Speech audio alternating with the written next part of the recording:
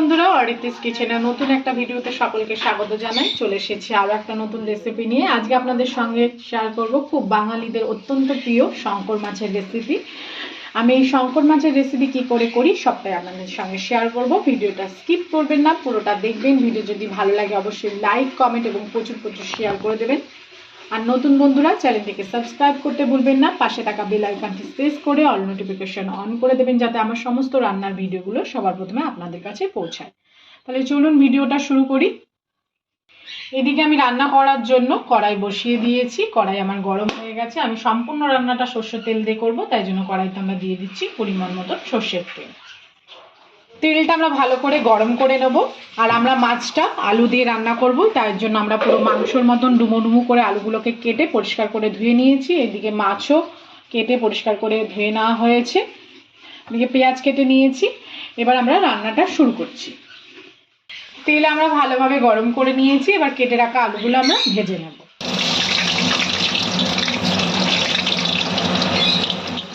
শঙ্কর মাছটা পুরো আমরা মাংসের মতো রান্না করব। ঠিক সেই মাংসের আলু যেমন লাল লাল করে ভাজে সেরকম ঠিক সেরকম করে আমরা আলুটা ভেজে নেব লাল লাল করে। আলুটা আমরা হালকা করে ভেজে নিয়েছি। ঠিক এই সময় আমরা হলুদের গুঁড়ো আর লবণ অ্যাড করে দেব।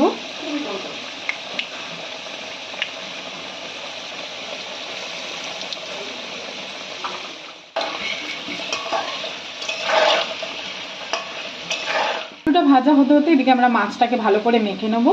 আমরা মাছে পরিমাণ মতন লবণ দিয়ে দিচ্ছি আর দিয়ে দিচ্ছি হলুদের গুঁড়ো। এবার অল্প করে আমরা সর্ষের তেল দিয়ে দিচ্ছি, দিয়ে ভালো করে মাছটা আমরা মেখে নেব।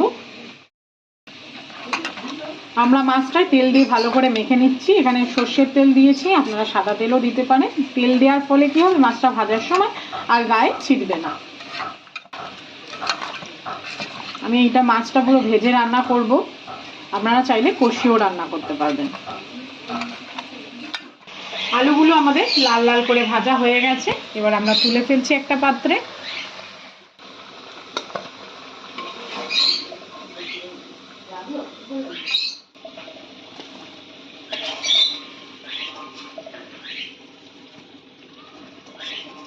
এই তেলে আমরা মাছগুলোকে ভেজে তুলবো।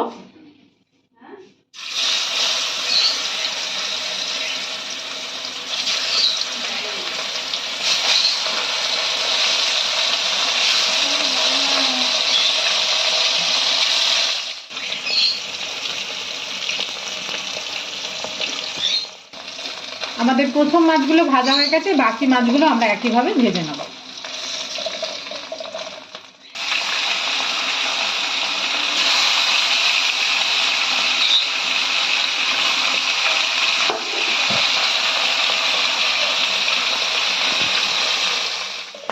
সব মাছ আমাদের ভাজা হয়ে গেছে।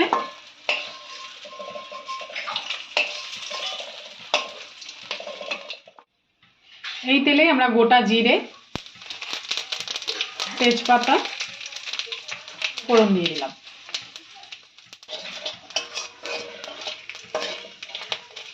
ফোড়নটা ভালো করে ভাজা হয়ে গেছে। এর মধ্যে এবার দিয়ে দিচ্ছি কেটে রাখা পেঁয়াজ।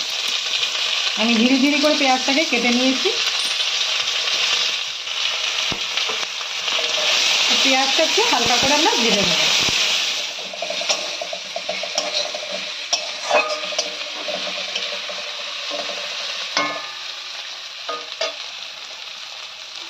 পেঁয়াজটা আমরা হালকা করে ভেজে নিয়েছি। এবার এর মধ্যে দিয়ে দিচ্ছি 1 চামচ মতন আদা বাটা, দিয়ে দিচ্ছি 1 চামচ মতন কাঁচা লঙ্কা বাটা, আর দিয়ে দিচ্ছি 2 চামচ মতন রসুন বাটা। মশলাটাকে ভালো করে কষিয়ে নিতে হবে, যাতে আদা রসুনের কাঁচা গন্ধটা চলে যায়। আদা রসুন দিয়ে ভালো করে আমি কষিয়ে নিয়েছি। এর মধ্যে এবার পরিমাণ মতন লবণ অ্যাড করে দেবো, দিয়ে দেবো পরিমাণ মতন হলুদের গুঁড়ো। তারই সঙ্গে দিয়ে দিচ্ছি আমি একটা টমেটো কেটে নিয়েছি। এখানে আছে জিরে গুঁড়ো, গোলমরিচ গুঁড়ো, ধনে গুঁড়ো আর রেড চিলি পাউডার। আর অল্প পরিমাণে আমরা জল অ্যাড করে দেবো। এবার মশলাটাকে আমাদের ভালো করে কষিয়ে নিতে হবে।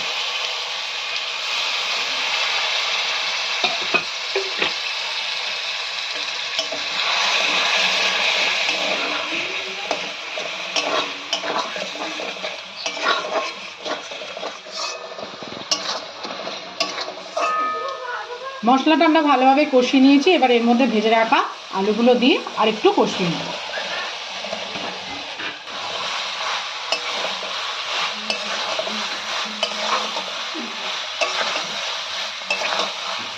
মশলা দিয়ে আমরা আলুটাকে খুব সুন্দর করে কষিয়ে নিয়েছি। এবার এইদিকে আমি সাইডে জল গরম করে নিয়েছিলাম, সেই জলটা এবার আমরা আলুর মধ্যে দিয়ে দিচ্ছি।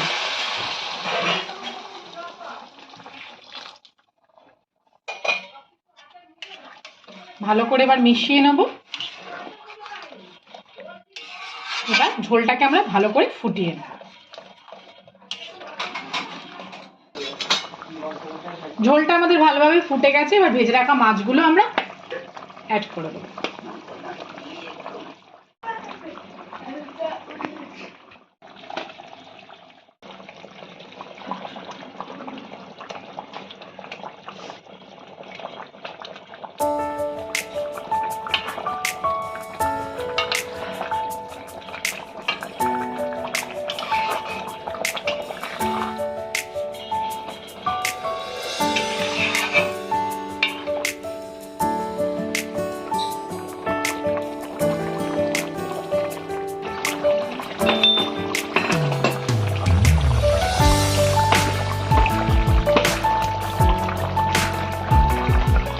তৈরি হয়ে গেছে আমাদের শঙ্কর মাছের আলু দিয়ে ঝোল বা কষা। এবার উপর দিয়ে আমরা গরম মশলা গুঁড়ো ছড়িয়ে দিচ্ছি আর দিয়ে দেবো তার সঙ্গে ধনেপাতা।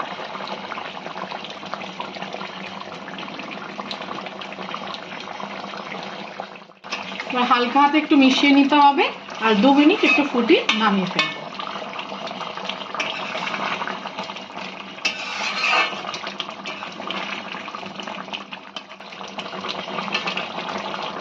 তৈরি হয়ে গেছে আমাদের শঙ্কর মাছ। ভিডিওটা সম্পূর্ণ দেখার জন্য সকলকে জানাই ধন্যবাদ। সবাই ভালো থাকবেন, সুস্থ থাকবেন। দেখা হবে নেক্সট ভিডিওতে।